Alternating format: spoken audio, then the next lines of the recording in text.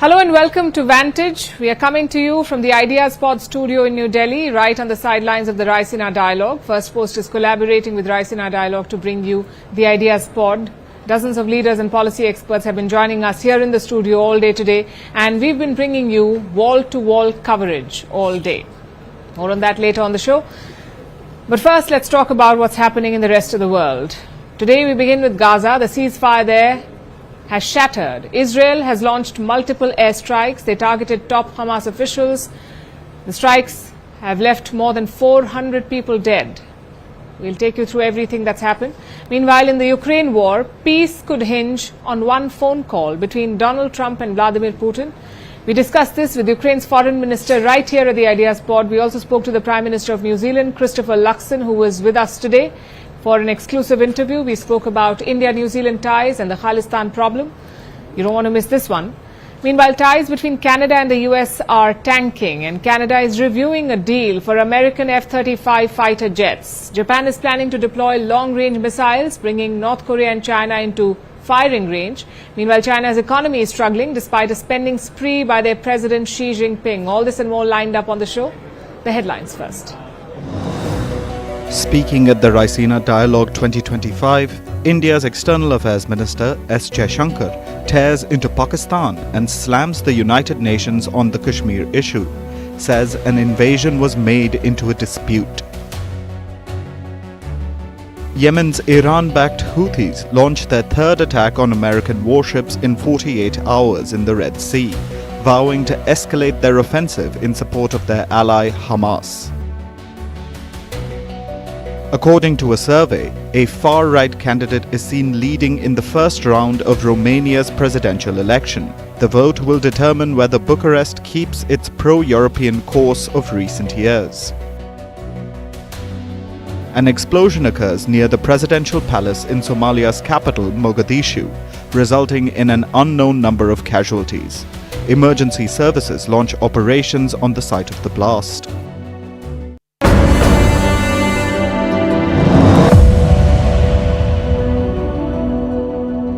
Our lead story today is from Gaza. After almost 2 months of relative peace, the ceasefire has been shattered. Israel launched surprise airstrikes last night at about 2 a.m. local time. More than 400 people have been killed all over the Gaza Strip. 400 people. I should warn you, the visuals coming in are not for the faint of heart.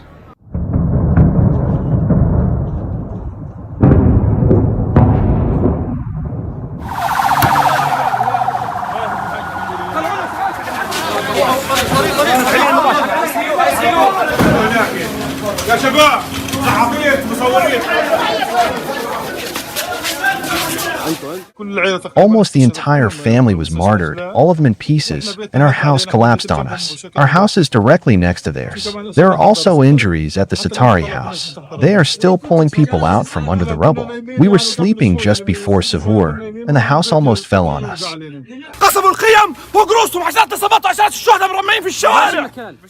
The strikes took place in Gaza City, northern Gaza, Deir al-Bala, Khan Yunis and Rafah. Reports say tanks fired shells into Rafah as well. The Israeli military says it was targeting Hamas officials. At least 5 senior members of Hamas have been killed. This includes the head of Hamas's government in Gaza, and Israel says this is just the beginning. The Israeli military has told people to evacuate parts of Gaza. This could signal the beginning of a new ground operation. It seems Gaza is going back to the situation before January 19th, before the ceasefire was implemented. And Israel has put the blame squarely on Hamas. It's because Hamas is not releasing the remaining Israeli hostages. The Israeli Air Force initiated a series of attacks against Hamas targets in Gaza. We will show no mercy on our enemies. Let me be very clear. Israel will not stop until all of our hostages are back home. We will make it very clear to the Security Council that if they want to stop the war in Gaza, they have to ensure that the hostages are coming back to Israel. We are committed to bring them back. As you know, a ceasefire took effect on the 19th of January this year. It was supposed to be implemented in 3 phases. The first phase was to see the halt in fighting. They were supposed to stop the fighting. For the most part, it did happen. About 2,000 Palestinian prisoners were also released from Israeli jails. In exchange, Hamas released hostages, 33 Israelis and 5 Thai nationals. Some hostage bodies were also returned. These were the terms of Phase 1. And this Phase 1, ended on the 1st of March. But here's the problem. Hamas still holds Israeli hostages. About 60 Israeli hostages are still in Gaza. And these are all men of fighting age. It is not clear how many of them are still alive, but they're still in Gaza. They were supposed to be released in the second phase of the ceasefire. And those talks have been on for weeks. But the two sides could not agree to the terms of Phase 2. According to the original ceasefire proposal, Israel was supposed to pull its troops out of Gaza in Phase 2, but Israel is not ready for that. It wants to keep its troops in place, and it wants the remaining Israeli hostages to be returned. So there's been a stalemate. Negotiations have been stalled. Meanwhile, Israel has been putting pressure on Hamas to extend Phase 1. Earlier this month, it blocked food and other aid to the enclave. Then it stopped electricity flowing into Gaza. These are all ways to build pressure, of course, in the hopes of getting Hamas to cave and releasing the remaining hostages. And what's the response from Hamas? Well, they made a statement on Friday saying that they would release an Israeli-American dual national. In return, they want an extension of the ceasefire. And the US condemned this public statement. Washington said Hamas was just playing games, that publicly Hamas was claiming flexibility, but in private it was making impractical demands. Then the US issued a warning. It told Hamas that time was ticking. Israel approached the US ahead of today's strikes. The White House was consulted, and it seems US President Donald Trump gave Israel the go-ahead for today. So Washington is on board. Israel is attacking Hamas again, and the ceasefire looks like history. We'll be tracking this story as it develops. The Ukraine war stands at a turning point. American support is vacillating. Ukraine is on the back foot and Russia is on the offensive. Today is a very important day in this story. A conversation today could decide the course of this war. A conversation between Donald Trump and Vladimir Putin. The US president is all set to dial his Russian counterpart. They will speak on the phone tonight, and on the cards is a ceasefire. An optimistic proposal that could stop the fighting for 30 days. Though how optimistic exactly? Listen to this. We want to see if we can bring that war to an end. Maybe we can, maybe we can't, but I think we have a very good chance. Maybe they can, maybe they can't. So let's look at the chances. The Kremlin has declined to give details about what to expect from the call, saying that they never get ahead of events. That's what they said. But the US has struck a more upbeat note. The White House says peace in Ukraine has never been closer. Those were their words. Trump claims that many elements of the peace deal have been agreed upon with Russia. After all, he's approaching this agreement the way any business person would. He wants to divide critical assets like land and power plants. Well, I think, they'll be talking about land. It's a lot of land. It's a lot different than it was before the wars, you know. And we'll be talking about land. We'll be talking about power plants. Trump has been careful not to say much about the Ukrainian territory discussed tonight, but there are signs that concessions will be made for Putin. There's a power plant that is on the border of Russia and Ukraine that was up for discussion with the Ukrainians, and he will address it in his call with Putin tomorrow. The facility is most likely the Zaporizhzhia nuclear power plant. It was occupied by Russian forces in 2022, and by the looks of it, they will get to keep it, along with about 20% of Ukraine, which Russian troops already control. This has already been made clear by the Trump administration. So Trump is accommodating Moscow. And this is not the only sign of it. According to reports, the US is pulling out of a group called the International Center for the Prosecution of the Crime of Aggression Against Ukraine. In simpler words, a group probing war crimes on Ukraine. It's a multinational effort to investigate Russia's invasion of Ukraine, and the US has decided to withdraw from it. So unsurprisingly, Europe is on the edge. The UK and France say Putin should prove that he wants a peace deal with Ukraine, and Ukraine is concerned. Will Trump challenge Putin on any point, or will he agree to all of his terms? The Ukrainian president is not sure, and it's not clear if he will accept the deal that Trump and Putin agree to. Дуже важливо. This proposal could have been implemented long ago. Every day in wartime means human lives. By now, it has been nearly a week since it became absolutely clear to everyone in the world, even to those who, for the past 3 years, refuse to acknowledge the truth, that it is Putin who continues and prolongs this war. Це життя людей. That said, Ukraine is in no position to dictate the terms. There is a good chance that Washington will lean towards Moscow and Kiev will just have to accept it. Earlier today, we spoke about this and more with the Ukrainian Foreign Minister, Andriy Sybiha.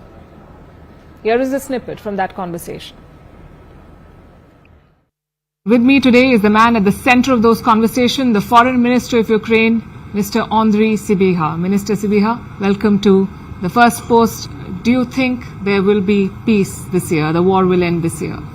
We believe, and we do really want to end this war this year. We had, and after Jeddah, probably, we got additional impulse to achieve this peace. We sped up our efforts. Ukraine supported U.S. proposal of the ceasefire, temporary ceasefire, and now we are expecting the response from Russian side to accept unconditional ceasefire. Is Ukraine prepared to pay the price for that peace? You see, we are the country which is suffering from this Russia aggression. 20% of our territory recently under temporary Russian occupation. But also I would like to remind that after 24th of the 2022, and by the way, you visited Ukraine in February 2022, and we do really appreciate this. Ukraine managed to liberate 50% of occupied territories. Nobody believed in Ukraine.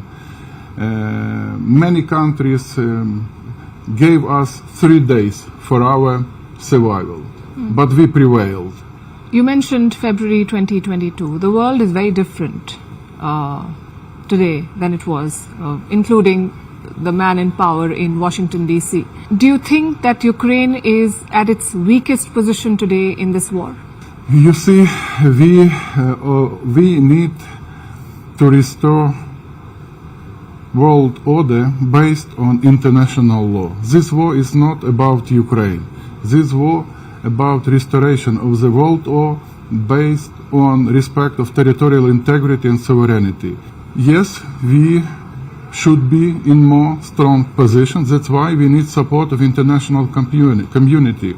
You see, what should be and what is are usually two different things. But we are very realistic. We understand very well. But so you've not answered my question. Yeah. Do you think Ukraine is the weakest today that it has been in this war? Because you had some control of Russian territory in Kursk. That control is slipping. Mm-hmm. Your alliance with Washington looks not as solid as it did some 6 months back. Mm-hmm. And your dependence on Europeans comes with its own risks, because Europe itself depends on the United States for security. So how is Ukraine poised? Russia didn't achieve any strategic goal in Ukraine.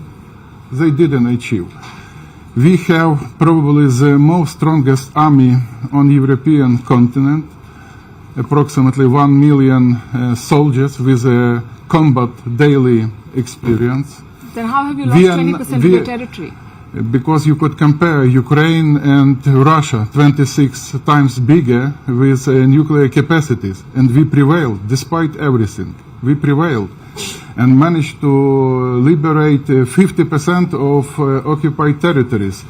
We managed to establish grain corridor in the Black Sea and to restrict capacities of the Russian Black Fleet.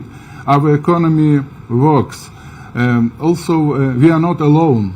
We have partners and allies which contributed a lot in our resilience, and we are thankful. We are thankful to all of our partners, and here I would like also to express gratitude to India, to your great country, for the constant support of our territorial integrity and sovereignty. And the visit of your Prime Minister last August was really very important and historical one. So having such challenges, we keep strategically, we keep situation under the control. We liberated, for example, Kherson, one of the regional Minister centers. Siliha, are you weaker today than you were ever in this war, is my question. It's a yes or no we question. could be more stronger, Yes. that's true, but having the support of international community, we could proceed and we could achieve just and comprehensive and lasting peace. President Trump said to President Zelensky that you don't have any cards, and it snowballed into a difficult conversation. What leverage does Ukraine have at this point? I believe in the strength of my people. I believe in the strength of our soldiers.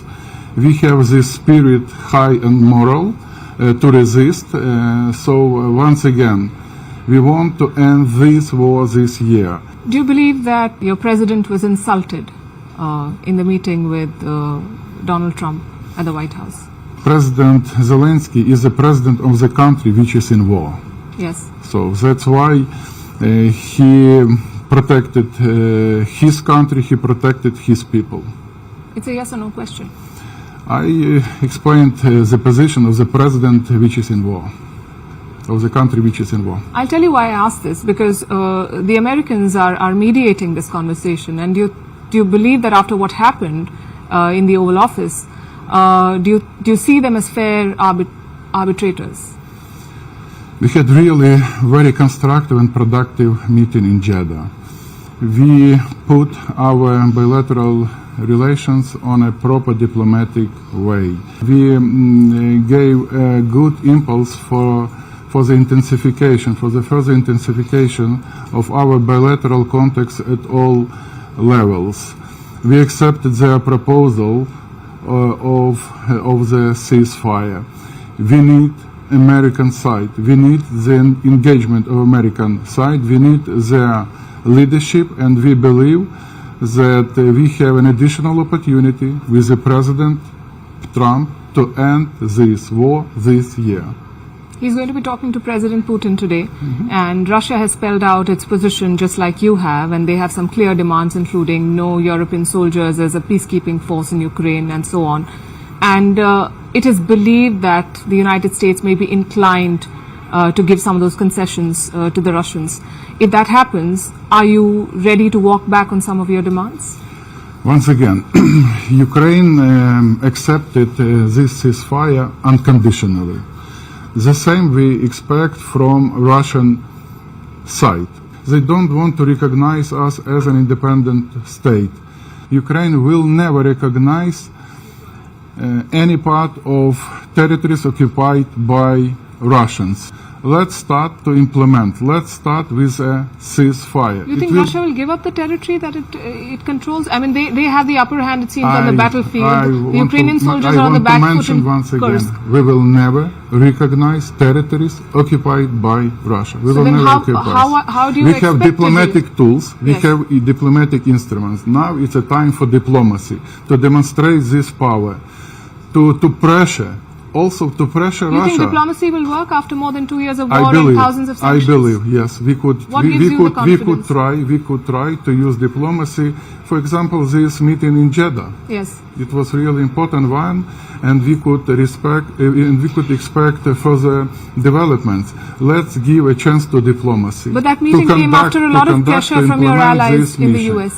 So let's give a chance to diplomacy to use all the instruments to achieve just and comprehensive long-lasting I think that peace. would be the best, to give diplomacy a chance, Yes. and that is what India and has we also... share this approach. Absolutely, absolutely. And Ukraine's position vis-a-vis India has evolved considerably since the war began. I believe your predecessor said things like India has blood on its hands. And since then, we've seen the Prime Minister visit Kiev, and we've seen the coming together of both countries, and that is a very welcome step.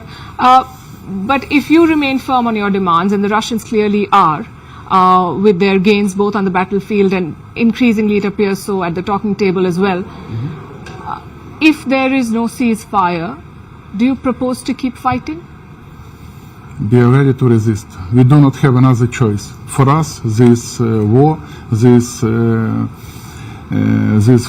is an existential one. So we do not have another choice. That's why I am here also to conduct my meetings with my counterparts, to engage more support, to get more support for our diplomatic efforts. Once again, we do really have a chance, diplomatic chance, so-called diplomatic chance to end this war this year, jointly. If President Trump agrees to Russia's demands, what are your options?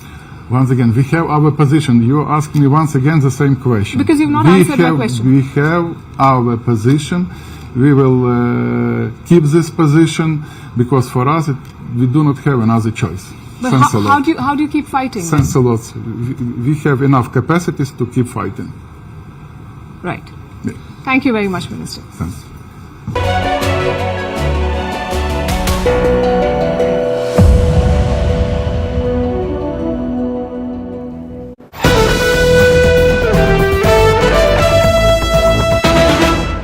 Issues that had led to problems when this 9-month mission has been taking place, why it kept extending to 9 months, the different issues that took place, because there were weather-related issues around the Florida coast that prevented things from taking place more quickly. There was also a different set of issues, the technical issues that took place in the first place. Shrishti, all of this to say that obviously what NASA is trying to pull off tomorrow, all eyes are going to be on whether or not these two astronauts, obviously the entire world is praying they will land successfully. Shrishti, just tell our audiences, assuming everything goes off exactly as it's supposed to, what is the timeline? Just tell us. Starting from right now, 10 a.m., we know that the docking process is taking place as we speak, the undocking process rather. Now, what's going to take place? What are the next few steps until tomorrow morning? Yes, Toya. So what's happening right now is the undocking of the spacecraft from the International Space Station.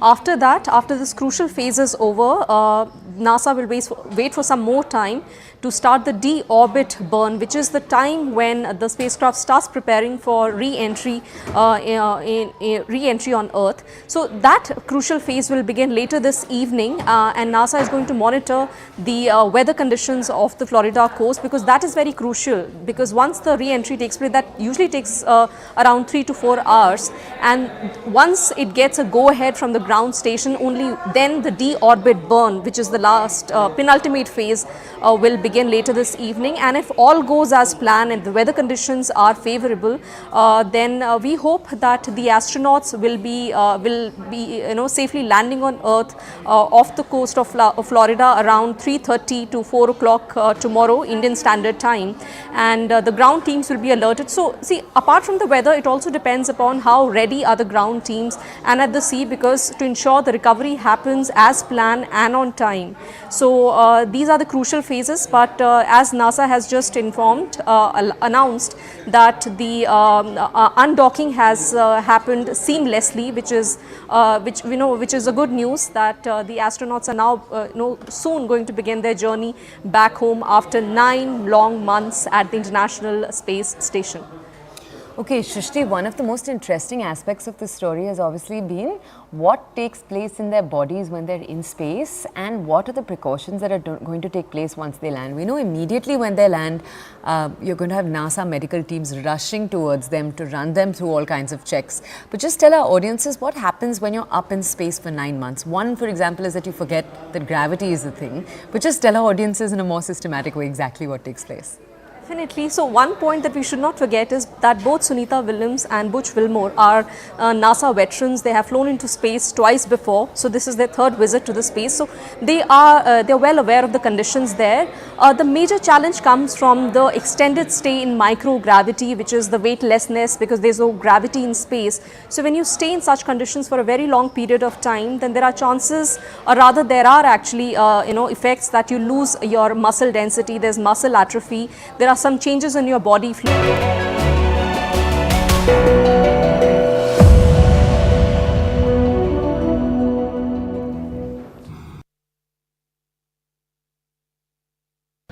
Our next story is about India and New Zealand. Yesterday we told you about the ongoing state visit. New Zealand's Prime Minister Christopher Luxon is in India. He has come with the largest ever Kiwi delegation, and his mission is clear: to get the ball rolling on free trade negotiations with India. I think you're seeing an Indian government that's been incredibly generous and very, very welcoming to New Zealand. and it speaks to the way that they also want to deepen this relationship in the same way we have brought the biggest delegation that's ever accompanied a Prime Minister. We've brought a business delegation, we've brought a community delegation, a Kapahaka team, because we actually want to make this as big as it possibly can be, because the size of the prize is immense. And actually what it's all about, it's about actually getting cash back into Kiwis' pockets, and we do that by growing our economy and expanding our trade opportunities. That's important. He held talks with Prime Minister Modi about this, and they seem to have gone well. Friends, दोनों देशों के बीच एक परस्पर लाभकारी free trade agreement पर negotiations शुरू करने का निर्णय लिया गया है। इससे आपसी व्यापार और निवेश के पोटेंशियल को बढ़ावा मिलेगा। So it looks like Prime Minister Lakson got what he came for. It isn't a done deal yet, but free trade negotiations are set to begin. There was also another area of cooperation, and that is defense, and that too has got a shot in the arm. Friends, आज हमने अपने द्विपक्षीय संबंधों के विभिन्न पहलुओं पर विस्तृत चर्चा की। हमने अपनी रक्षा और सुरक्षा साझेदारी को मजबूत और संस्थागत रूप देने का निर्णय लिया है। Joint exercise, training, port visits के साथ साथ रक्षा उद्योग जगत में भी आपसी सहयोग के लिए रोड मैप बनाया जाएगा। The defense and security collaborations are long overdue. Both nations have a common adversary in China, so it makes sense that they come together and collaborate on defense. As for security, we know that terrorism is a global menace, so security and intelligence cooperation are paramount. But when it comes to India and New Zealand, there's also another threat, the spectre of Khalistani separatism. And we mentioned this yesterday as well, how Khalistani elements in New Zealand could complicate these conversations with India. The issue does not seem to have derailed progress, but it did come up. आतंकवादी, अलगाववादी और कट्टरपंथी तत्वों के खिलाफ हम मिलकर सहयोग करते रहेंगे। इस संदर्भ में न्यूजीलैंड में कुछ गैर कानूनी तत्वों द्वारा भारत विरोधी गतिविधियों को लेकर हमने अपनी चिंता साझा की। हमें विश्वास है कि इन सभी गैर कानूनी तत्वों के खिलाफ हमें न्यूजीलैंड सरकार का सहयोग आगे भी मिलता रहेगा। The message is clear. New Zealand should rein the Khalistanis in. And remember, Khalistanis do not speak for all Sikh people. They're a bunch of foreign-based separatists who do not represent the ambitions of Sikh people in India. Prime Minister Modi might have been trying to drill that point home yesterday when he took Prime Minister Lakson to the Gurudwara Rakabganj Sahib in Delhi. There he lauded the Sikh community for their commitment to service and humanity. It was clearly a way to differentiate Sikh people from the Khalistanis. But the question is, has Lakson understood the difference? Will he go back and bring the Khalistanis to heel?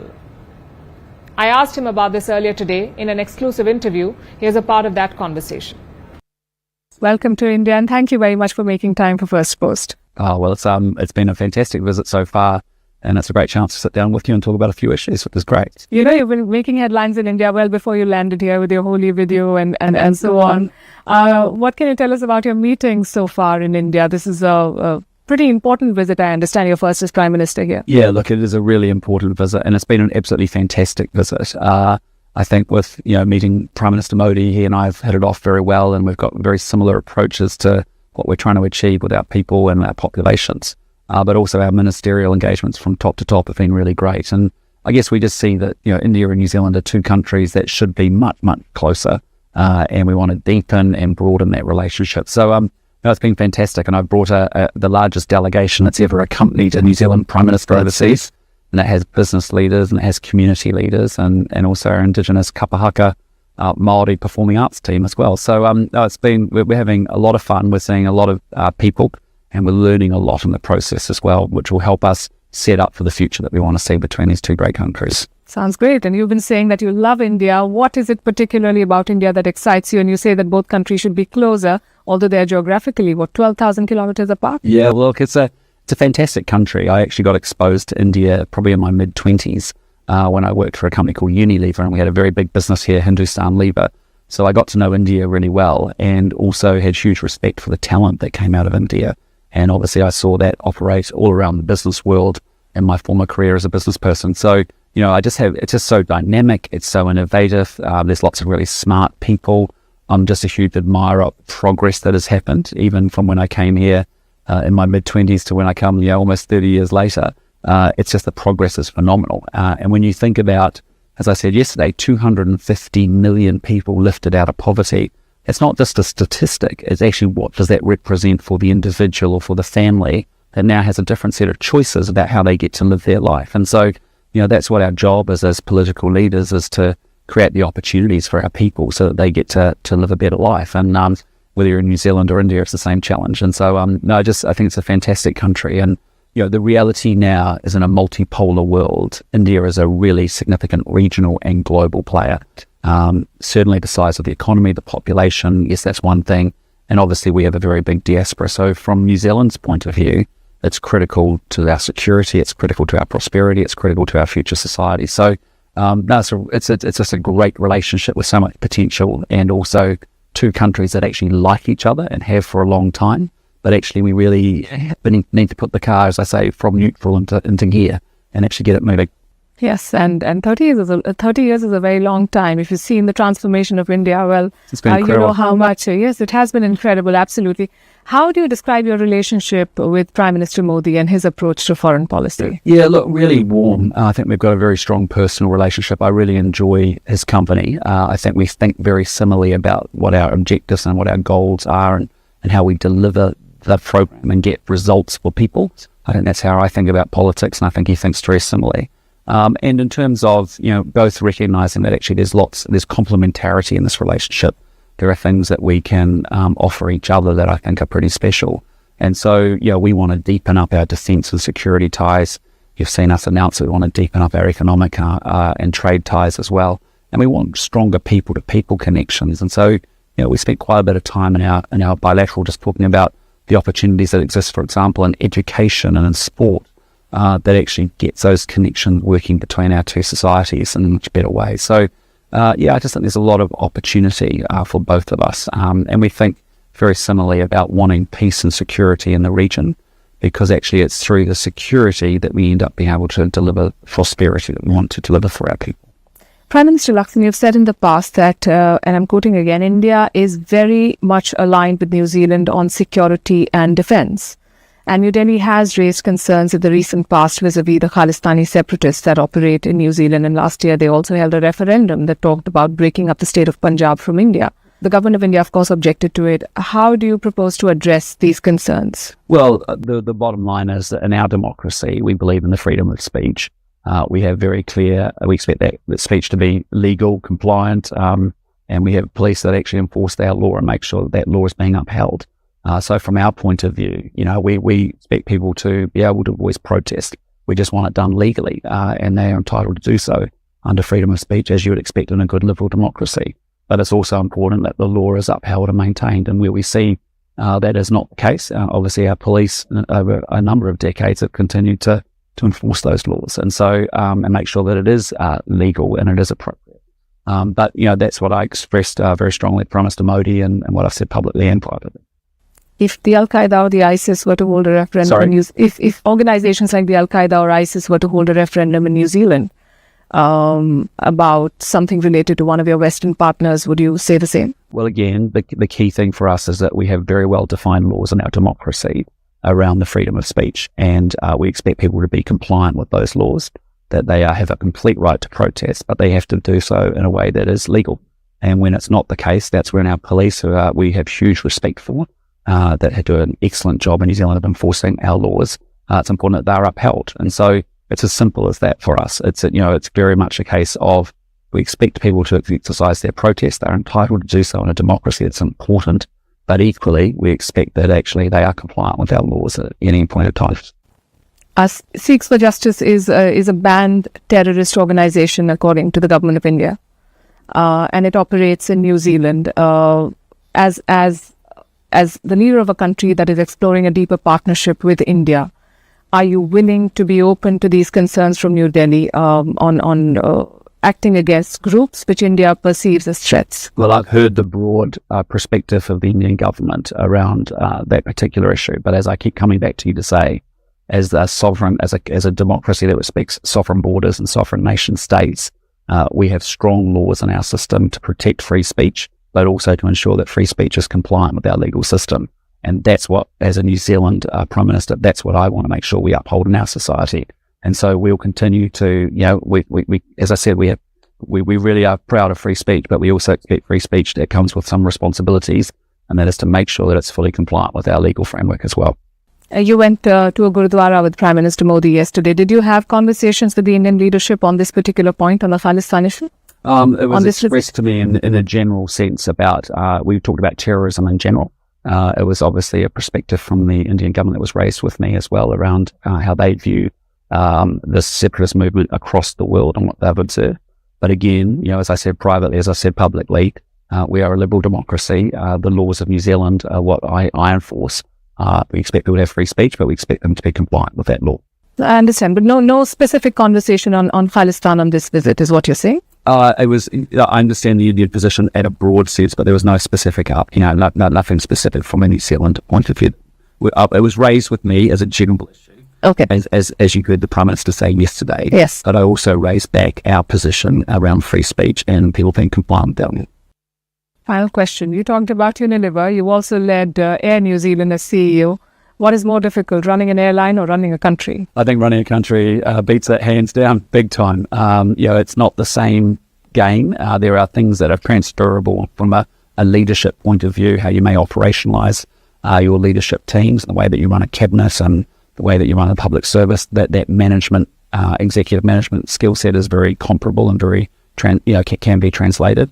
But actually, we're here talking about people and their real lives, and there's a lot more complexity to that.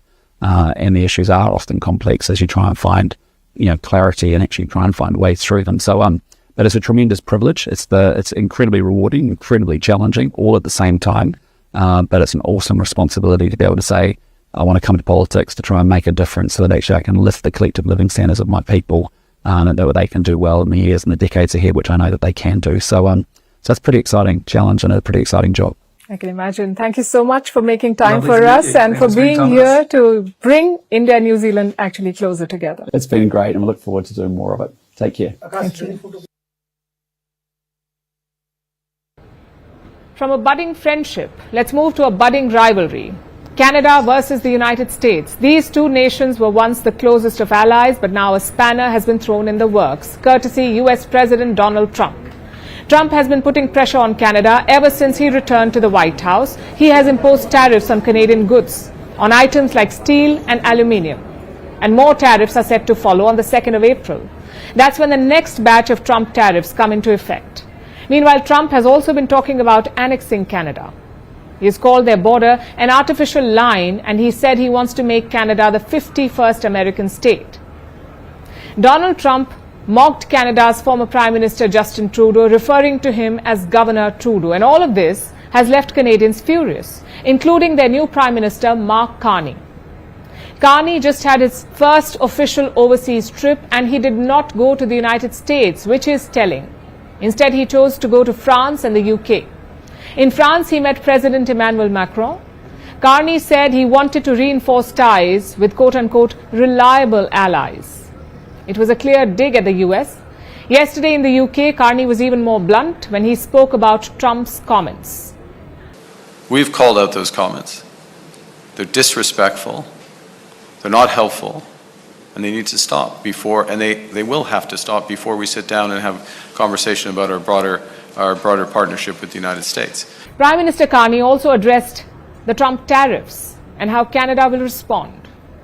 Canada has already put some reciprocal tariffs in place, but the Prime Minister explained that there is a limit to that. So this will be very deliberate, and there is a limit, full stop. There is a limit to matching these tariffs dollar for dollar, given the fact that our economy is a tenth the size of the United States. Thank you. And he's right. Canada's economy is a fraction of America's. He can't keep matching the tariffs dollar for dollar, but perhaps he doesn't even have to, because he can hit the US where it really hurts. Their much wanted military-industrial complex. Canada is currently reviewing a fighter jet deal. It's for the F-35 jets, 88 of them, 88 jets. This deal is worth more than $13 billion, but it is currently under review. Prime Minister Carney was asked about this yesterday, and this was his response. Ce qui est clair est que nos relations sécuritaires sont trop concentrées aux États-Unis. Il faut diversifier, ça c'est clair. Given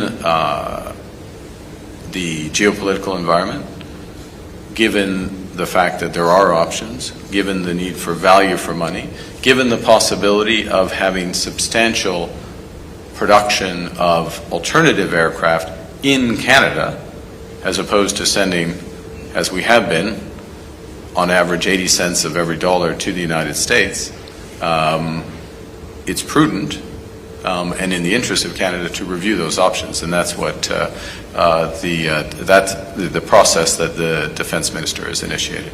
Carney says about 80% of Canada's defence purchases are from the US.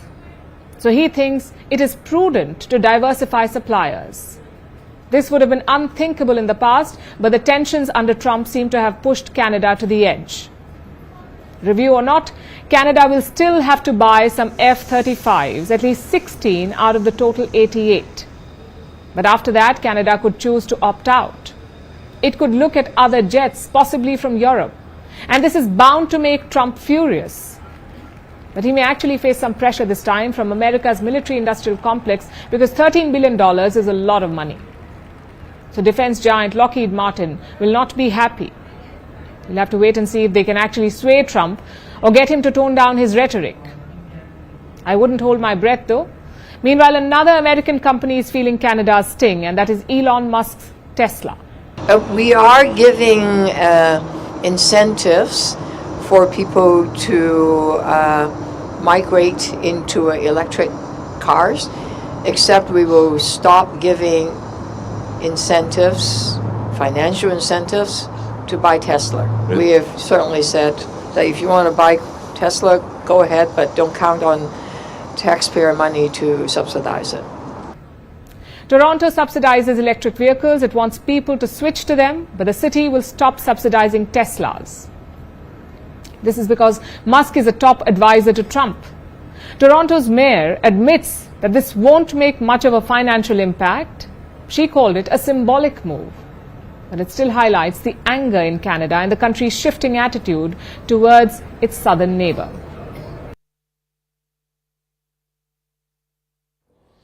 The Trump effect can also be seen on the other side of the Pacific. In Japan, the island nation has a lot on its plate. The geopolitical landscape is shifting. Donald Trump is rethinking America's security pacts. Plus, regional tensions are soaring thanks to players like China and North Korea. So Japan is stepping up. The island nation is changing its defense posture. It is rethinking its security policy. It is building stronger weapon systems. And it is planning to deploy long-range missiles which could hit targets in North Korea and China. But will this work? Can this changing stance scare enemies and sway the US to maintain closeness with Tokyo?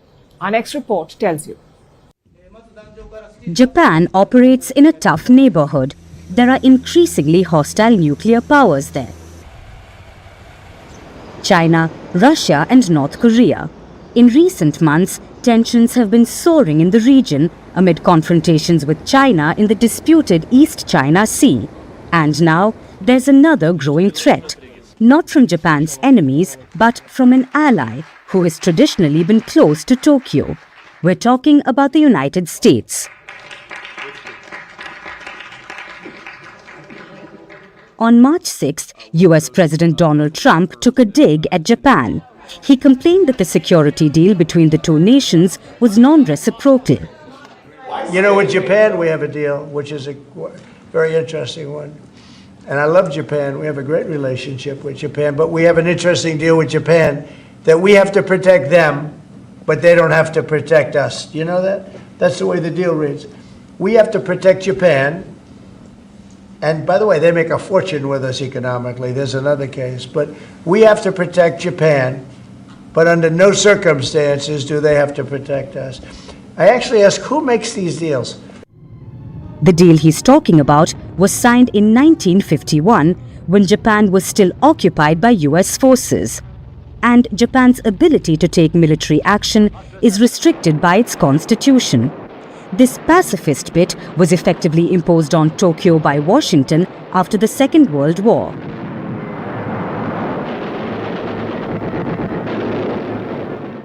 But now, the US is nudging Japan to increase its military capacity. So, in light of the shifting geopolitical landscape and the continuing regional tensions, the island nation is rethinking its security policy. Japan is planning to deploy long-range missiles. The missiles have a range of about 1,000 kilometers, so they would be capable of hitting targets in North Korea and China, mostly in their coastal regions. The deployment is expected to commence around this time next year on the southern Japanese island of Kyushu. This could bolster defenses of the Okinawa island chain, which remains strategically important to Japan due to its proximity to Taiwan. 2 ground self-defense forces or GSDF bases are being considered for the new missiles. This will be a major upgrade for the current weapon system in the region. And this is only one part of the gradual increase of Japan's military capacity. Experts believe that in the coming time, Japan may seek to maximize its nuclear power as well and spark a debate as to whether to acquire nuclear weapons. After all, the threat from China and North Korea is mounting. The two countries are bolstering their military capabilities, and Japan feels that it can no longer rely on the US for military support, considering Trump's shifting stance towards its allies. In fact, taking proactive measures to boost its missile systems might strengthen US-Japan ties. So, will Japan's trick actually work?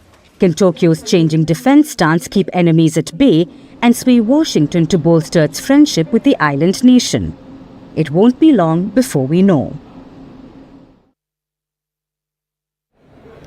India's Prime Minister Narendra Modi just joined a new social media platform. And not just any platform, he has joined Truth Social, the platform owned by US President Donald Trump. Trump founded Truth Social in 2021 after he was kicked off Twitter. And even though he's back on X now, Truth Social is still Trump's primary social media outlet. And now India's Prime Minister Narendra Modi has decided to join him there. Our next report has more. India's Prime Minister Narendra Modi put up this social media post last night. It's a picture from September 2019. There's Prime Minister Modi and US President Donald Trump, both of them with a fist raised in the air. This is from the Howdy Modi event that took place in Houston, Texas, a reminder of the friendly ties both leaders have shared for so long. The caption says, "Delighted to be on Truth Social. Looking forward to interacting with all the passionate voices here and engaging in meaningful conversations in the times to come." This was Prime Minister Modi's first post on Truth Social, Donald Trump's own social media platform. Modi's second post was a reply to something Donald Trump had put up. Trump shared the link to a podcast featuring Prime Minister Modi. We told you about this yesterday, how Modi sat down with the American podcaster Lex Friedman. Well, Trump shared that link to spread the word, and Prime Minister Modi thanked him for it. Other posts included his meeting with Tulsi Gabbard, the US Director of National Intelligence, and then some highlights from last night, when Modi took New Zealand's Prime Minister Christopher Luxon to Gurdwara Rakabganj Sahib. Those last two posts were made on X as well. But the first two, with the Howdy Modi photo and the podcast, those were exclusive to Truth Social. This seems like an outreach, Modi's way to meet Trump where he is. You know that the American president is a prolific social media user. So it's smart to be at the place where you can always reach him. Trump is heavily invested in Truth Social, quite literally. The social media platform is owned by the Trump Media and Technology Group, As the name suggests, it is majority owned by Trump himself. Trump launched Truth Social in October 2021, a few months after he was banned from Twitter and Facebook. He was banned on those platforms in the aftermath of the 2021 U.S. Capitol riots. He wasn't reinstated on Twitter until Elon Musk bought the platform back in 2022. And Facebook's parent company Meta only reinstated him in 2023. So Trump had to rely exclusively on Truth Social for years. You can see why he's partial to the platform, why he'll be keeping it as his primary social media outlet. And now, Prime Minister Modi has joined him on Truth Social. This doesn't mean that Modi has any plans to abandon X. This just looks like a way to further his friendly ties with Trump.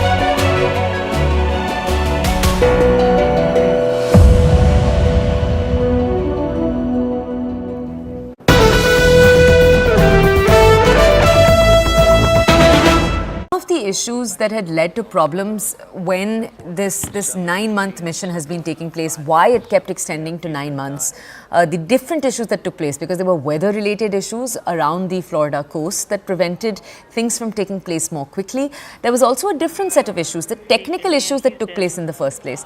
Shrishti, all of this to say that obviously what NASA is trying to pull off tomorrow, all eyes are going to be on whether or not these two astronauts, obviously the entire world is praying they will land successfully. Shrishti, just tell our audiences, assuming everything goes off exactly as it's supposed to, what is the timeline? Just tell us. Starting from right now, 10 a.m., we know that the docking process is taking place as we speak, the undocking process rather. Now, what's going to take place? What are the next few steps until tomorrow morning? Yes, Toya. So what's happening right now is the undocking of the spacecraft from the International Space Station.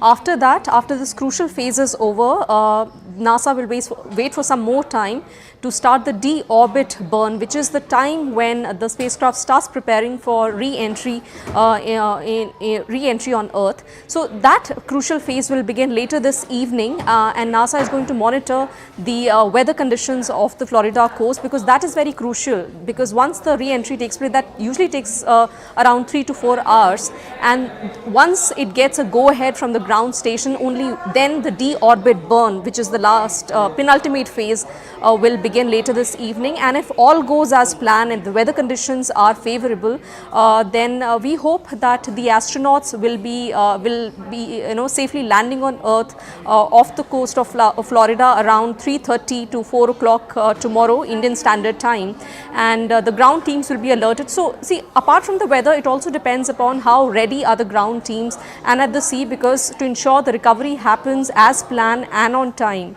So these are the crucial phases, but as NASA has just announced that the undocking has happened seamlessly, which is a good news, that the astronauts are now soon going to begin their journey back home after 9 long months at the International Space Station.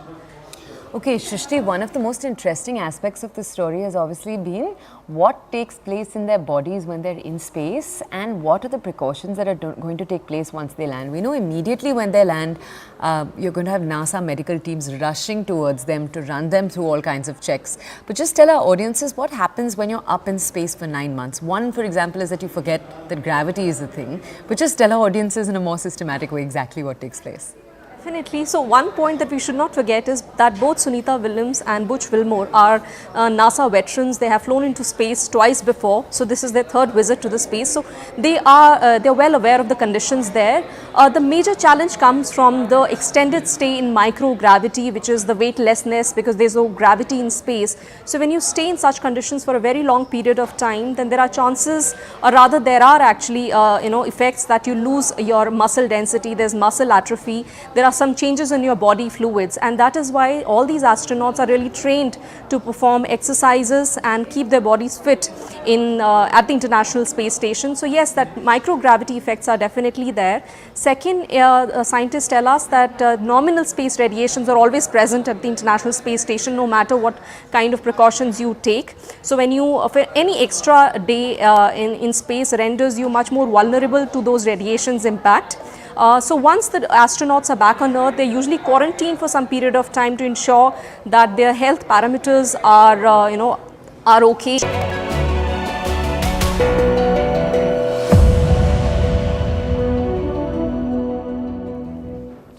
Now let's talk about China, specifically the Chinese economy. It is in bad shape. Consumers are not spending enough money. Prices have fallen for 18 months in a row. The property market is in a crisis. Government debt is steep. Unemployment has hit record highs. Plus, Beijing is in a trade war with Washington and it is expanding tariffs. So now President Xi Jinping is going on a spending spree to boost the economy. This means discounts on all kinds of products, subsidies for childcare, and tall claims of increased wages. But will this plan work? Or is it just more of the same? Our next report tells you.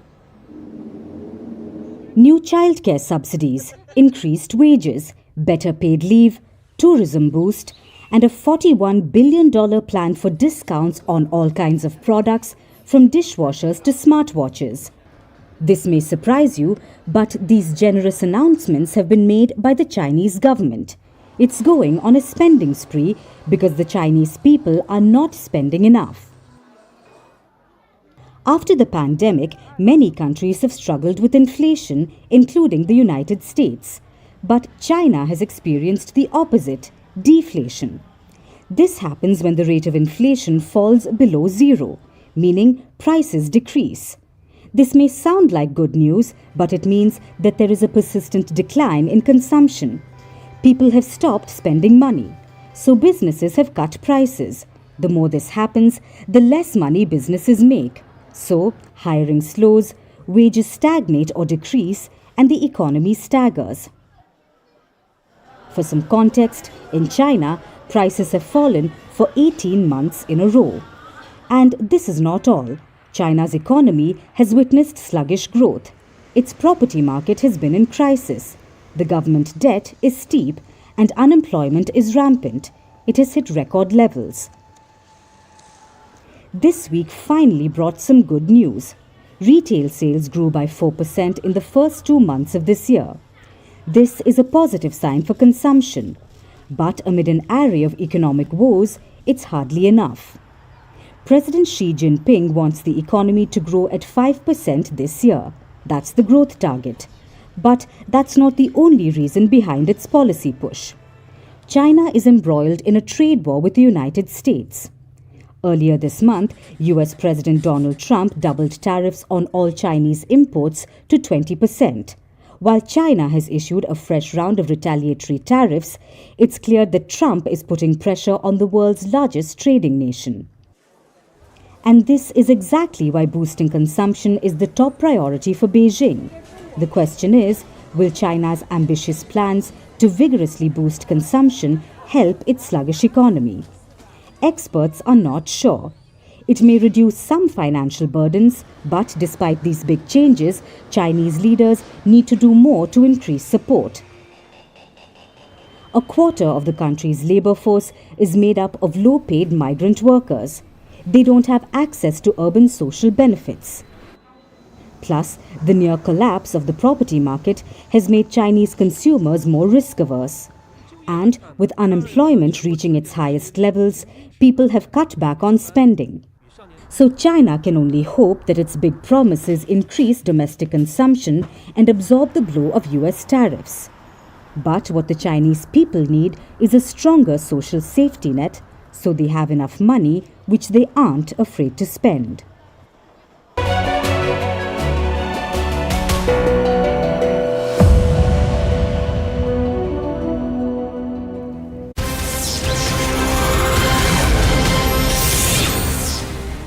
Hello and welcome to the late night edition with me, Ayushman Singh Jamwal. Big breaking news coming in at the top of the bulletin, where Donald Trump and Vladimir Putin's phone call has ended after a marathon 2.5 hours.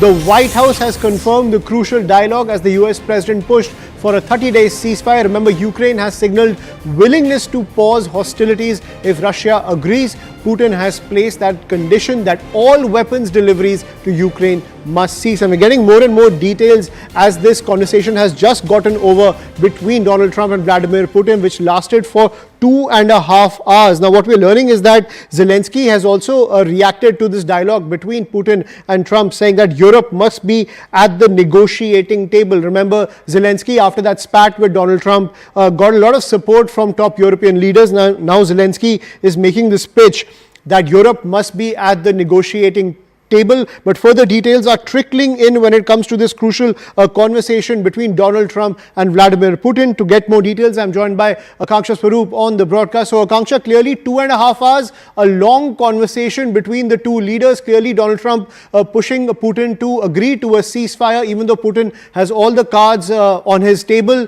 But Trump really needs this as a win when it comes to his foreign policy. That's why he's making such an effort with Vladimir Putin. Absolutely. And remember, even Donald Trump is under pressure because it not only includes the war in Ukraine, it also includes Russia's own dynamics, which are undergoing a transition as far as United States is concerned. There's been a lot of hopes being shelved as far as the Washington-Moscow relationship is concerned ever since Donald Trump took to the White House again because of his good offices with Vladimir Putin, which is why in breaking inputs, in fact, Ayushman, we are also learning that during the phone call, it's been decided that Putin has told Donald Trump that Russia and Ukraine will conduct a prisoner exchange on Wednesday using a 175 for 175 formula. And this is being reported by Kremlin. This is going to be extremely pivotal. Remember, the previous Biden administration in the United States had in fact seen a similar kind of a swap, or rather a prisoner release when Russia released 3 of the American prisoners, and that also included one of their Wall Street Journal reporters who was in Russian custody. But important to highlight that this was the phone call that's happened has lasted for over 1.5 hours, which is not, of course, unprecedented or on unexpected lines. We have seen that there's been a history of how phone calls between especially Russian President Vladimir Putin and the US presidents, including that of Barack Obama and the previous ones, have in fact been long conversations, including that during Donald Trump's previous presidency as well. But remember, as far as Russia is concerned, it's already made its advances in eastern Ukraine. And as we speak, Akanksha, I'm sorry to interrupt. We've got that statement coming in when it comes to the details of this conversation. Something very interesting has emerged in this statement that has been put out. The Russian side outlined a number of significant points regarding ensuring effective control over a possible ceasefire along the entire line of combat contact, the need to stop forced mobilization in Ukraine and rearm the Ukrainian armed forces, serious risks associated with the inability to negotiate with the Kiev regime, which has repeatedly sabotaged and violated the agreements reached. This was also noted by the Russian side. This is the pitch coming in from Russia. Attention was also drawn to the barbaric terrorist crimes committed by Ukrainian militants against the civilian population of the Kursk region. So a lot of strong words coming in from Russia as it tries to make its case to the United States. But Zelensky has also made it very clear that Ukraine gave up its nuclear arms for security guarantees, and that wasn't honored by the Putin regime. Now, Putin also putting out this statement, making this case to Donald Trump that he's dealing with a terrorist regime in Kiev. It's an escalation of language coming in from Vladimir Putin as both sides try to achieve a ceasefire deal, Akanksha. Ayushman, I think important to highlight that there's a lot of Ukrainian territory which is currently under Russian occupation, and this phone call is also meant to address the division of the current Ukrainian territory which is in Russian occupation, and there has to be a division which also includes the division of power plants. And this is something that had been shared even prior to the phone call.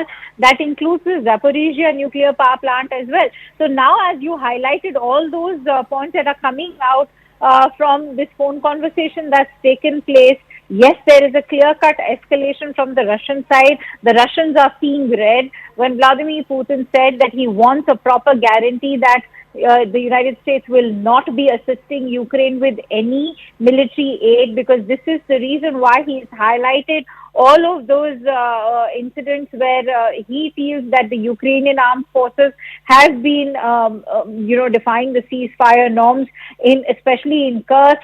But remember, today, as we speak, in one of the sectors in Donetsk, the Ukrainian army has sort of retreated from one of the sectors. Is this Ukraine's own way of sort of pacifying Russia? But is that going to suffice? Because the Ukrainian president himself has highlighted that he would like Ukraine and EU members to be at the negotiating table.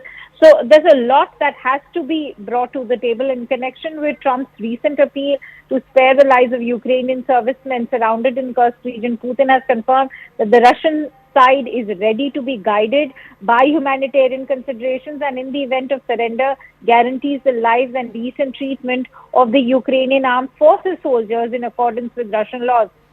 We are also learning that Donald Trump put forward a proposal for parties to the conflict to mutually refrain from attacks on energy infrastructure facilities for 30 days. And that's a request that's come directly from the Ukrainian president, because he's been talking about how energy infrastructure is being targeted particularly by Russians. At the same time, the Russian president has also responded constructively to Trump's idea of implementing a well-known initiative concerning safety of navigation in the Black Sea.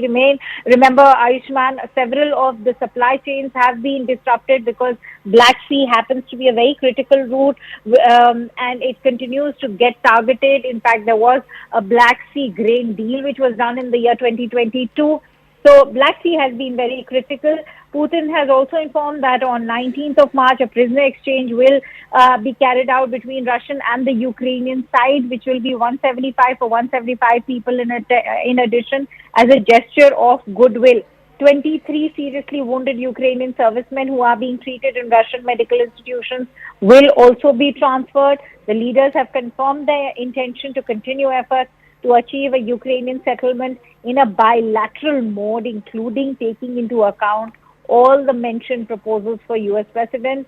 And for this purpose, Russian and American expert groups are being created. Right. And Akanksha, also this line is pretty interesting. Vladimir Putin confirmed that the Russian side is ready to be guided by humanitarian considerations and in the event of surrender, guarantees the lives and decent treatment of the Ukrainian armed forces soldiers in accordance with Russian laws and international law. The wording is extremely significant when it comes to the Russia-Ukraine conflict. Can Donald Trump chalk this up to a huge diplomatic win? Right, that I think is going to be a bigger challenge than Abraham Accords. Yes, the U.S. President did bring two-time tested arch enemies like the UAE and Saudi Arabia together when he did strike those Abraham Accords. But it was over a period of time and there was no such open war between the two countries. Right now you're seeing a full-blown war happening in Ukraine. Yes, the Ukrainians already have been feeling subjugated ever since Trump's come to power. They know that the bargaining chips right now are in the hands of Russians, who are controlling major parts of eastern Ukraine. That, remember, includes Donetsk, even Luhansk, areas like the Zaporizhia power plant. So there's a lot that Russia is controlling. How much is the territory that Ukraine is willing to cede? Is Ukraine also going to use the territory that it has occupied in Russia as a negotiating chip? That is something we'll have to see. And how much of a division can Donald Trump ensure, given that Russia still has been so firm and assertive in the language that you just highlighted, that they are continuing to maintain that it is Ukraine which is violating ceasefire, which is in fact the one taking the step to instigate the Russian forces. So we'll have to see how much of it can Donald Trump sort of control and balance out. At the same time, there are U.S. interests involved as well. As far as mineral deal is concerned, the United States' own dynamics with Russia also kick into picture. So far, it seems like the Russians believe that the Americans were on their side. Absolutely. But ever since the Ukrainian president has, assured assistance and cooperation, and the United States agreed to give them military aid and again reestablish intel sharing, that seems to have derailed the entire peace plan and the ceasefire. And Akanksha, very quickly, Zelensky saying that he needs the European leaders to be at the negotiating table with Vladimir Putin. Does that once again reiterate the fact that Zelensky now realizes that the European leaders are in his camp, even though Trump may be in the Russian camp? Well, absolutely. And, that is something, I want to allude to what the Indian Prime Minister said when he is in fact reached out during his podcast. The message that he was sending out to the Ukrainian president was that no matter how many people are standing by your side, the solution or the resolution is not going to be on the battlefield. So I think that is a very loud and clear message coming in from the Indian Prime Minister Narendra Modi himself, that, no matter how many people are standing by you, the battle is not going to end till you want to end it off the battlefield. And that's something that perhaps the U.S. president would also want to reiterate and also remind the Ukrainian president, because here, it is the NATO coming into picture, what happens to the future of NATO, and if Ukrainian territory is ceded to Moscow today, how much of EU's own territory will then be ceded? It's a direct threat to NATO's own territorial integrity. But remember, the US president does not really now regard NATO as an ally, say, like a Harry Truman who believed in the 1940s that any attack on NATO is an attack on the United States. Absolutely. It's a different geopolitical paradigm now. Thank you, Akanksha, for joining us on the broadcast and decoding the diplomatic dynamics surrounding the Russia-Ukraine dialogue being brokered by the United States. A 2.5-hour conversation between Donald Trump and Vladimir Putin, as Vladimir Putin makes the concessions that he will push for peace, but he's setting several conditions before the Ukrainian government. At the same time, Zelensky also making it very clear he will only take this negotiation forward if the European Union is also at the table. So we'll have to wait and see how that plays out in the days to come. But shifting focus to the other big international story, after spending 9 months in space, NASA astronauts Sunita Williams and Butch Wilmore are set to return to Earth. The undocking from the International Space Station is underway, marking the end of a 9-month-long ordeal. Sunita Williams is returning aboard the SpaceX Dragon spacecraft with Wilmore and 2 other Crew 9 members. The 4 astronauts will splash down off the coast of Florida at 3:27 a.m. Prime Minister Modi also wrote to Sunita Williams ahead of her return, saying India is praying for her good health and success.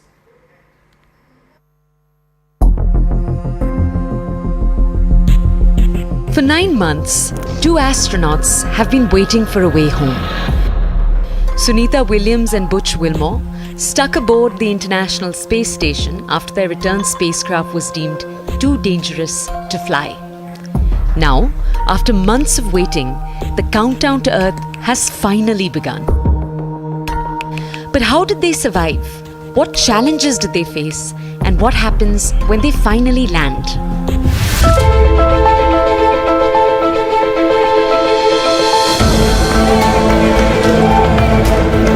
A moment of history.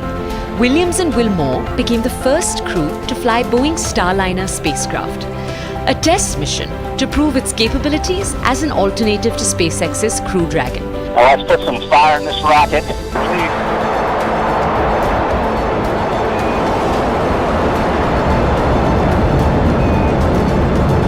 But just hours after launch, the problem started. Thruster failures, helium leaks, propulsion malfunctions. By the time they reached the ISS, NASA engineers had already decided Starliner was too unsafe for the journey back. With no alternative, Williams and Wilmore were told to wait. Wait for a rescue, wait for a new spacecraft, and wait to return to Earth.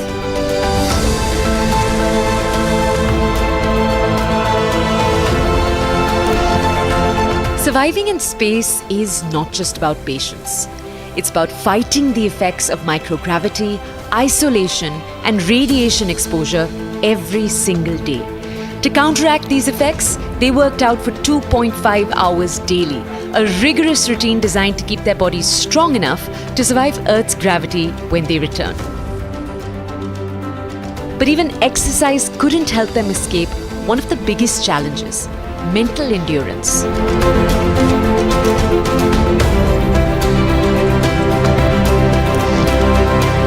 Space is isolating. For 9 months, Williams and Wilmore were forced to adapt, not knowing when they'd come home. They spent Thanksgiving, Christmas, New Year's all away from their families. So from all of us to all of you, Merry Christmas! The ISS crew tried to keep morale high, celebrating birthdays, playing music and even floating around a Christmas tree made of food cans. But nothing could change the uncertainty. Would they be stuck for another month? Another year? Every morning they waited for news. Every week, NASA delayed their return again.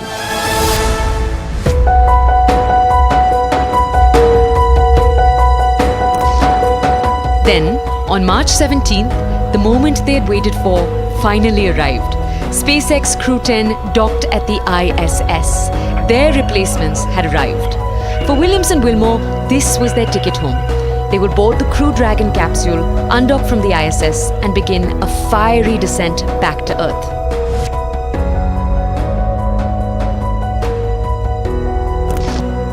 The hardest part of the mission isn't over though.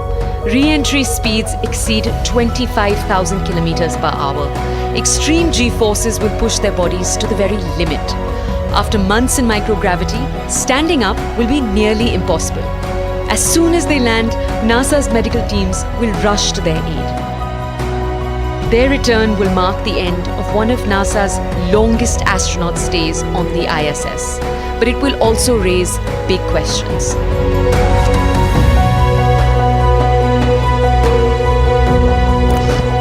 Is Boeing's spacecraft safe enough for future missions? Should NASA rely solely on SpaceX for astronaut transport? Can these failures be fixed before future Mars missions? NASA has already announced a full investigation into the Starliner's failures. Meanwhile, Sunita Williams and Butch Wilmore will spend the next few months recovering, undergoing intensive medical testing to understand the long-term effects of their unexpected 9-month mission. She, being a daughter of India, has done the entire world proud. And as you said, she's returning after more than 600 days, which is a record of sorts, and has successfully accomplished the task that she was assigned to. While all of us pray for her safe return, we also feel proud of her, and we only wish that once she comes back, then there'll be a recovery period of about 40-45 days when they are, subject to acclimatization processes, because having lived for that long in the space, and all of us hope that everything would be fine. Most of the space agencies outside India or abroad, including NASA, are now having Indian boys and girls leading most of their important missions.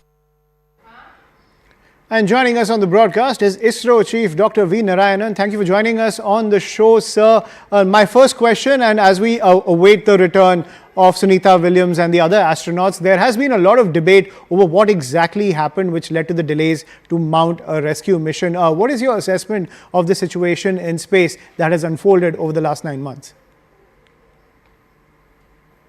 No, I cannot comment like that, but say this is a high technology intensive area, and it happens.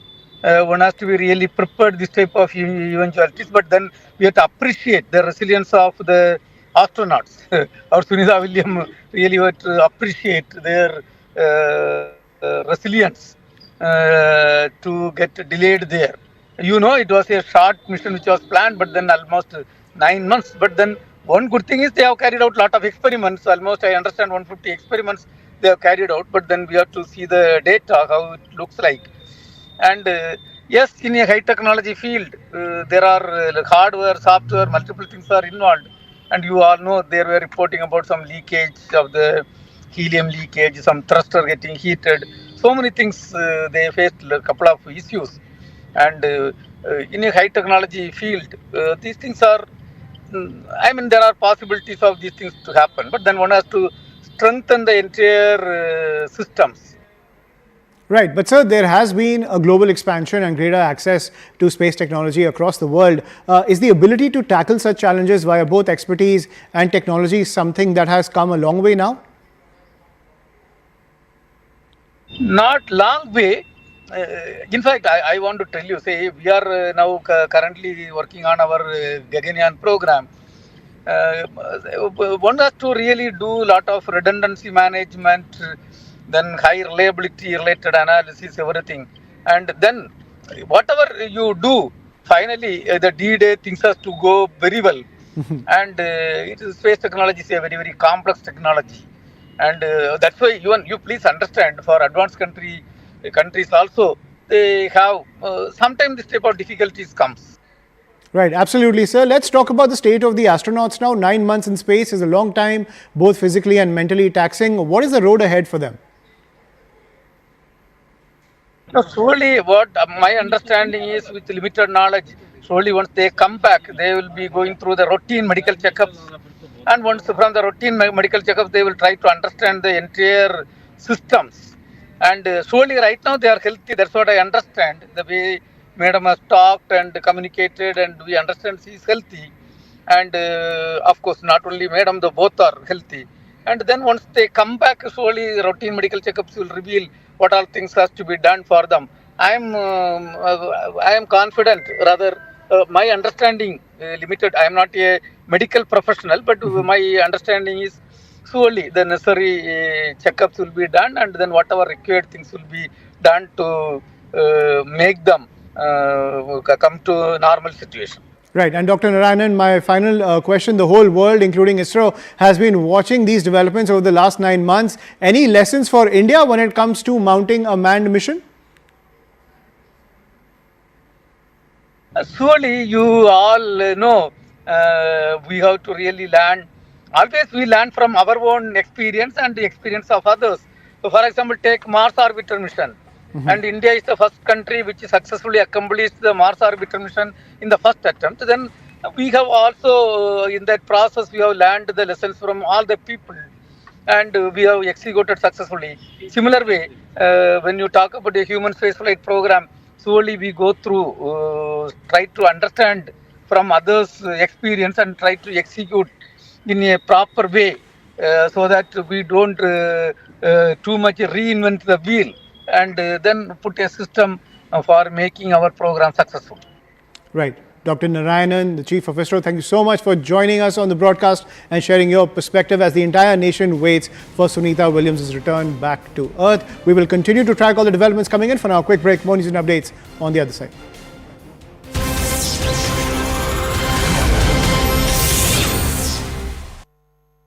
क्या कर रहे हो?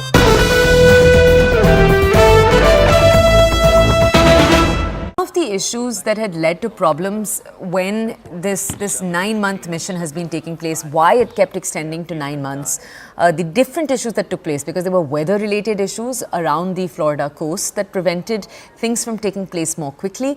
There was also a different set of issues, the technical issues that took place in the first place. Shrishti, all of this to say that obviously what NASA is trying to pull off tomorrow, all eyes are going to be on whether or not these two astronauts, obviously the entire world is praying they will land successfully. Shrishti, just tell our audiences, assuming everything goes off exactly as it's supposed to, what is the timeline? Just tell us. Starting from right now, 10 a.m., we know that the docking process is taking place as we speak, the undocking process rather. Now, what's going to take place? What are the next few steps until tomorrow morning? Yes, Toya. So what's happening right now is the undocking of the spacecraft from the International Space Station. After that, after this crucial phase is over, NASA will wait for some more time to start the de-orbit burn, which is the time when the spacecraft starts preparing for re-entry re-entry on Earth. So that crucial phase will begin later this evening, and NASA is going to monitor the weather conditions of the Florida coast, because that is very crucial, because once the re-entry takes place, that usually takes around 3 to 4 hours, and once it gets a go-ahead from the ground station, only then the de-orbit burn, which is the last penultimate phase, will begin later this evening. And if all goes as planned and the weather conditions are favorable, then we hope that the astronauts will be safely landing on Earth off the coast of Florida around 3:30 to 4 o'clock tomorrow Indian Standard Time, and the ground teams will be alerted. So see, apart from the weather, it also depends upon how ready are the ground teams and at the sea, because to ensure the recovery happens as planned and on time. So these are the crucial phases, but as NASA has just announced that the undocking has happened seamlessly. And welcome back. As the nation waits for the return of Sunita Williams, I leave you with a special interview from 2007 between the maverick astronaut and Indian student. Stay tuned for her heroic return. Do you think mankind can build space apartments on Moon and Mars? So do we think we can be living on the moon and Mars? Yes, absolutely. I mean, we've proven that people can live in space in microgravity for quite some time in a closed environment. I think like I said, our next step is going to the moon. However, we need to learn how to be able to stay there for a longer period of time rather than the Apollo missions, which were there for just days. So we're using the space station as a stepping stone to be able to do that. And I think we'll be able to understand how to even grow our own food there, which we'll need to do. It'll be a little bit of a gravity environment. We'll have to do spacewalks. We'll have to be able to build things while we're there. We'll have to be able to breathe oxygen. So all of these things we're working on with the International Space Station. We'll take that technology to the moon. And then from the moon, we'll take that, like I said, that technology to Mars. I think we can do it. I look at this room, I look at a lot of things a little bit differently now that I have been in space. I look at how much room there is above us and how fun it would be to, jump off this platform and fly to the back.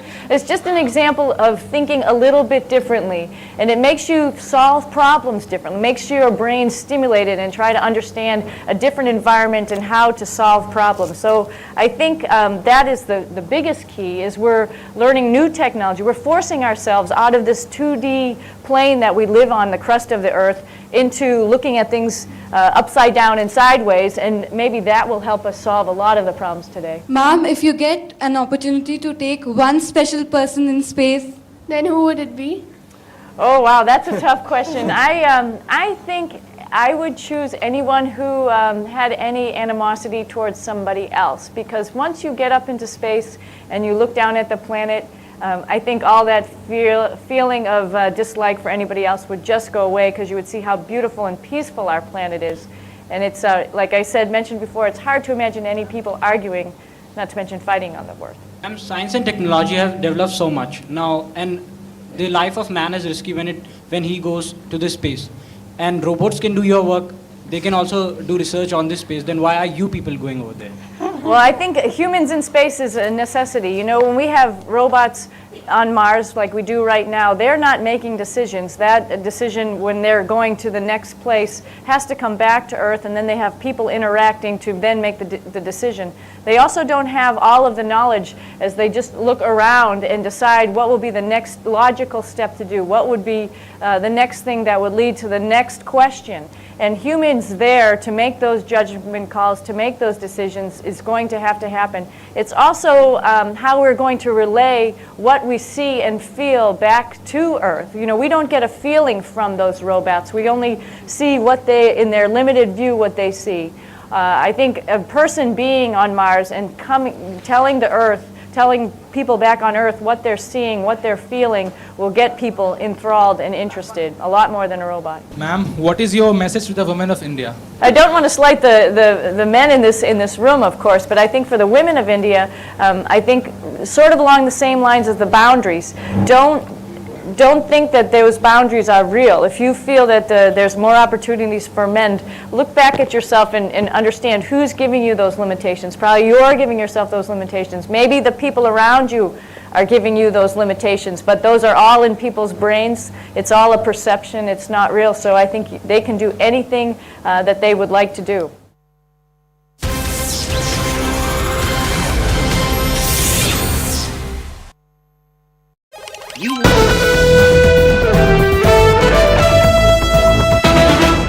The issues that had led to problems when this 9-month mission has been taking place, why it kept extending to 9 months, the different issues that took place, because there were weather-related issues around the Florida coast that prevented things from taking place more quickly. There was also a different set of issues, the technical issues that took place in the first place. Shrishti, all of this to say that obviously what NASA is trying to pull off tomorrow, all eyes are going to be on whether or not these two astronauts, obviously the entire world is praying they will land successfully. Shrishti, just tell our audiences, assuming everything goes off exactly as it's supposed to, what is the timeline? Just tell us. Starting from right now, 10 a.m., we know that the docking process is taking place as we speak, the undocking process rather. Now, what's going to take place? What are the next few steps until tomorrow morning? Yes, Toya. So what's happening right now is the undocking of the spacecraft from the International Space Station.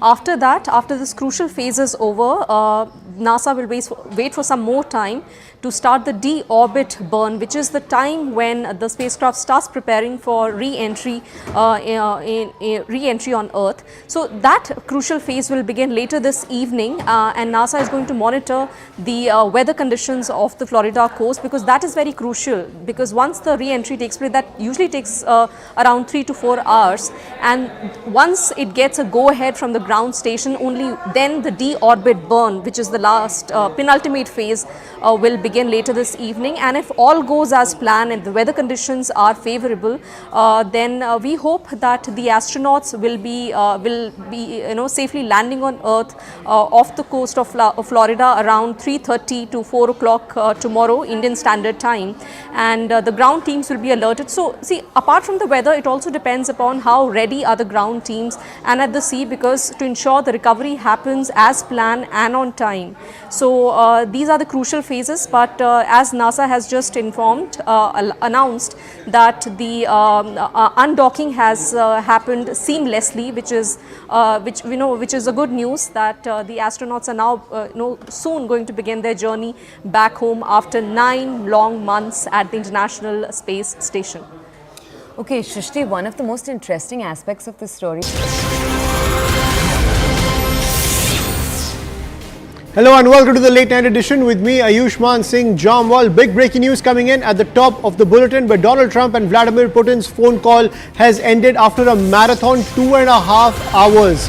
The White House has confirmed the crucial dialogue as the US president pushed for a 30-day ceasefire. Remember, Ukraine has signaled willingness to pause hostilities if Russia agrees. Putin has placed that condition that all weapons deliveries to Ukraine must cease. And we're getting more and more details as this conversation has just gotten over between Donald Trump and Vladimir Putin, which lasted for 2.5 hours. Now, what we're learning is that Zelensky has also reacted to this dialogue between Putin and Trump, saying that Europe must be at the negotiating table. Remember, Zelensky, after that spat with Donald Trump, got a lot of support from top European leaders. Now Zelensky is making this pitch that Europe must be at the negotiating table, but further details are trickling in when it comes to this crucial conversation between Donald Trump and Vladimir Putin. To get more details, I'm joined by Akanksha Swaroop on the broadcast. So Akanksha, clearly 2.5 hours, a long conversation between the two leaders. Clearly Donald Trump pushing Putin to agree to a ceasefire, even though Putin has all the cards on his table. But Trump really needs this as a win when it comes to his foreign policy. That's why he's making such an effort with Vladimir Putin. Absolutely. And remember, even Donald Trump is under pressure, because it not